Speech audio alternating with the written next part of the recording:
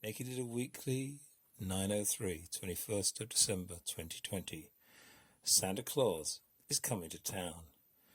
Yes, it's well known. Yes, we have published it this time of year before. And yes, we all need this message right now. Santa Claus is coming to town, even in these COVID times. The Irish and other governments have recently confirmed steps taken to allow him to do so, given social distancing, etc. 8-year-old Virginia O'Hanlon wrote a letter to the editor of New York Sun, and the quick response was printed as an unsigned editorial, dated September the 21st, 1897. The work of veteran newsman Francis Church has since become history's most reprinted newspaper editorial, appearing in part or whole in dozens of languages in books, movies, and other editorials, and on posters and stamps. I repeat it here word for word. Virginia wrote, "Dear Editor, I am 8 years old. Some of my little friends say there is no Santa Claus. Papa says if you see it in the sun, it's so. Please tell me the truth. Is there a Santa Claus?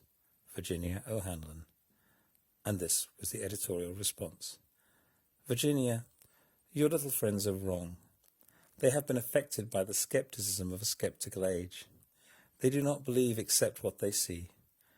They think that nothing can be which is not comprehensible by their little minds.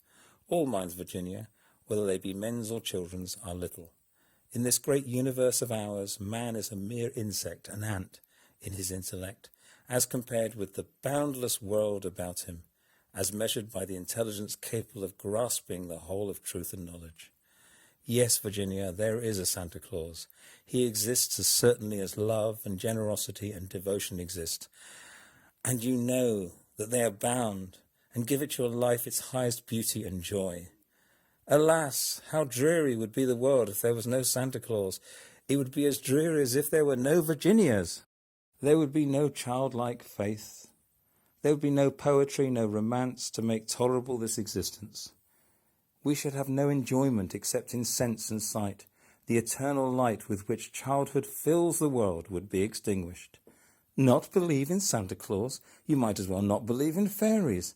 You might get your papa to hire men to watch in all the chimneys on Christmas Eve to catch Santa Claus. But even if they did not see Santa Claus coming down, what would that prove? Nobody sees Santa Claus. But that is not a sign that there is no Santa Claus. The most real things in the world are those that neither children nor men can see. Did you ever see fairies dancing on the lawn? Of course not, but that's no proof that they are not there. Nobody can conceive or imagine all the wonders there are, unseen and unseeable, in the world.